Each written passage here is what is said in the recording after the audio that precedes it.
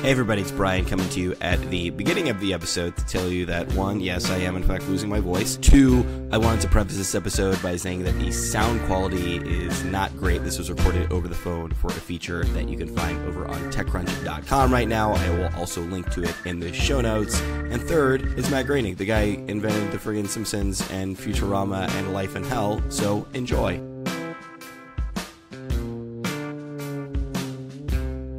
That's my favorite kind of comics gathering. I like the small press and the independent cartoonists. And there are fewer and fewer of them at Comic-Con in San Diego. But I make my little stops and load up, and I've got a stack of comics to read for the rest of the year. I wish I could go unrecognized because I want to.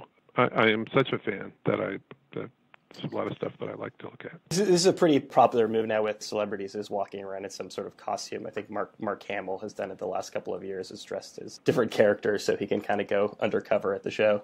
Worth investigating. I tried walking around with the Homer mask, but the latex, it's hard to breathe, and my head gets so sweaty. So my glasses fog up, and so it's not worth it for me. But what a way to go, suffocating on a Homer Simpson mask. Because, if that happened, I'd go down in cartoon history and be the butt of so many jokes. Years ago, there was an airline that did a promotion, and they painted the Simpsons on the side of the jet, and we all drove out to give it a send-off.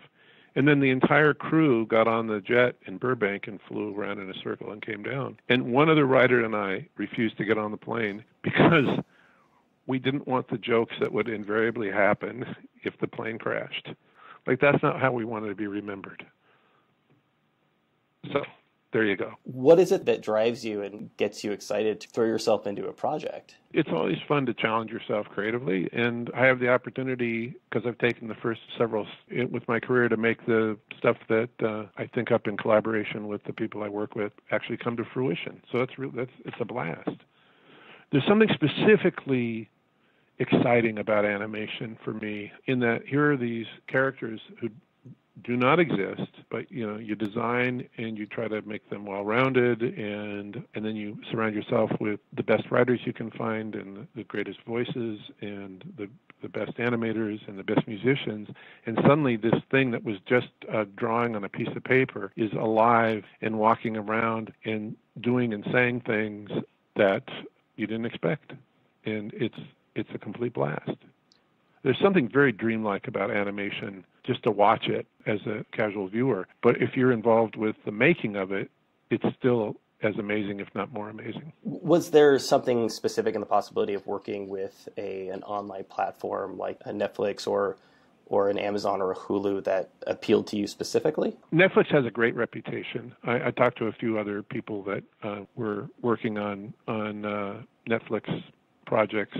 Nobody had a bad thing to say. They were all happy, and they were all excited about the idea of telling stories that did not have to end, at the end of an episode. That because people binge, you can tell these long arcs, and that was very appealing.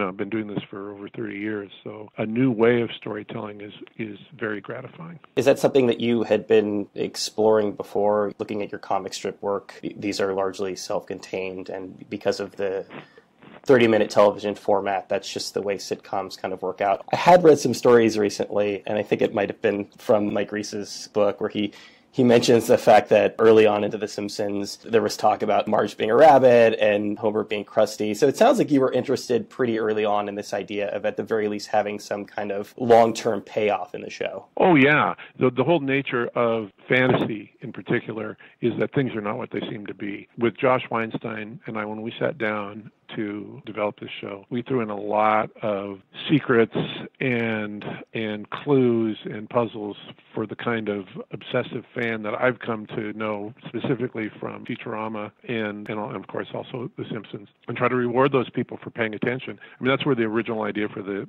freeze frame jokes on The Simpsons came from. It's like, if you didn't see it, doesn't matter, but if you're the kind of person who could freeze the frame and actually read a joke, you'll get something extra out of it. And we've done that with Disenchantment. We know where we're going with this. We think it works as a sleepy time, fun, epic fantasy you can watch as you drift off at night, or if you are the kind of person that obsesses, then there's stuff there for you too. I said this before, but the very first thing you see is a giant clue that's it's staring you in the face that reveals something about what you're watching. That's all. I know that's vague, but all will become clear in due time. Does the fact that you're writing to something like Netflix change the content at all? I mean, do you actually write for the format? Oh yeah, you take advantage of whatever the boundaries are, and try to push them. You know, there's one thing when it's a 22-minute network sitcom that has commercial breaks every 7 minutes that makes you write in a certain way, and then if you're on Netflix and you have 10 episodes in which to tell your story, it changes everything. You can tell longer, bigger arcs, and you don't have to reset at the end of every episode. You can have cliffhangers. There's a literal cliffhanger at the end of episode 1. It's just a fun way to tell stories. Is the idea of doing something in the fantasy genre, is that something that you've been exploring for some time now? Yeah, I've been thinking about fantasy for a long time. I've been inspired by fantasy. Some of my favorite forms of entertainment are fantasy, starting with fractured fairy tales on the old Rocky and Bullwinkle show, to Monty Python and the Holy Grail, the original Wizard of Oz film, and then comic novels by Terry Pratchett, Jack Vance, Gene Wolfe has written some amazing fantasy. Try to incorporate all that, not so much as influences, but as inspirations, and then try not to do straight parody. The problem with genre in comedy is that just kidding the genre is very easy and only goes a little ways. So what we try to do is get people on board with the fantasy characters and make them as emotionally real as we can. Ultimately, how much involvement do you have on a project like this? I have to assume something like The Simpsons, that's been going on for 30 plus years, has kind of taken on a life of its own, and you've hired all these writers and showrunners. Are you the kind of person who ends up sort of micromanaging it, or at least early on? Is it important that you continue to at least have one foot in the project at all times? One of the fun things about animation is that it is truly collaborative. And there's no one person who does everything. It's a combination of good writing and good acting and good animating and good music. And for this show, Josh Weinstein is the showrunner. He and I have worked together on The Simpsons. He was a showrunner on The Simpsons, and he was one of the writers on Futurama. And he and I spent a lot of time developing Disenchantment and laying out the characters and where we wanted to go. And then we have a writing staff made up of a combination of old guys from Futurama and The Simpsons, and some younger writers who definitely have a different point of view, in that they just don't understand the appeal of old character actors from the 1930s and 40s.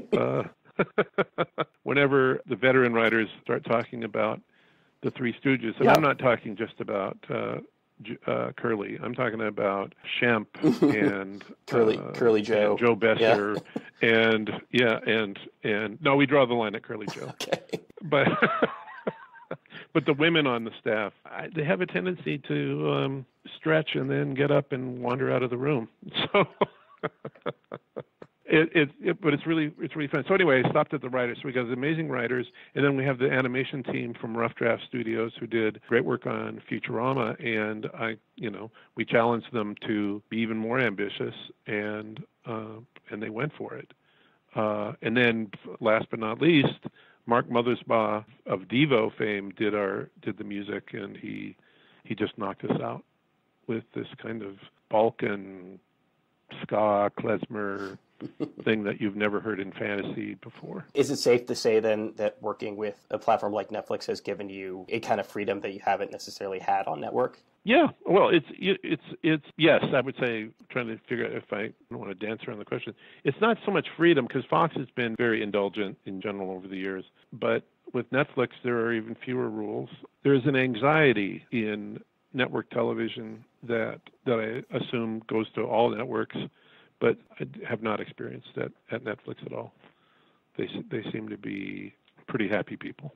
That's probably the most unusual thing I'll say in this interview. The look of the shows is very different, but it's easy to pick out a Matt Groening drawing, and certainly, the most obvious one is Elfo definitely has a very Bart Simpson-esque vibe to him. Stylistically, for you, is it important that it sort of has that visual stamp? Yes, I developed that style of the large bulgy eyes and the ridiculous overbite when I was like 12 years old. And actually, Elfo is based on the very first character in that style that I drew, named Melvin, and I used to draw a lot of comics with that guy, and just basically gave him an elf hat and pointy ears. So Bart and Elfo came from Melvin, not Elfo didn't come from Bart. So just very important clarification there. Yeah, so why not? Why not? First of all, what always amazed me was that this extremely simple style could be very expressive. That with just a few curving lines and just changing the shape of them slightly, you could come up with every kind of expression that you wanted. And the other thing that was amazing, I can't do it, but I worked with animators and designers who can actually take that style and make characters attractive. Like within whatever you call that style, there are some people who are homely and other people who are quite beautiful. And it's still, when you think about it, it's still pretty freakish. Do you still find time, and do you still make a point to draw every day? Yes, I draw every day. Right now I'm learning how to draw Disenchantment characters consistently. I can draw Simpsons and Futurama characters with my eyes closed, but Disenchantment it's not quite in my bones yet. So I'm drawing them over and over again. And then I drew Life and Hell for 32 years. So I don't miss the weekly deadline. That is actually a relief, because for 32 years, every Friday I would go, oh no, I've got a strip due today. And it was a surprise for 32 years. So that's a relief. But yeah, so I still like to draw and illustrate what people say, things I overhear and things my kids say to me. There you go. That was Matt Groening. Thanks so much to him for taking the time to do that. Thanks to TechCrunch for allowing me to post this as a bonus episode of the show. And thanks to Netflix for setting that one up. You can check out Disenchanted over on Netflix starting August 16th. Thanks to you guys, as always, for listening to the show. If you like the show, there are a number of ways to support us. I'm not going to talk about them right now because I am losing my voice. So stick around, because we will be back in just a few days with another episode of RIYL.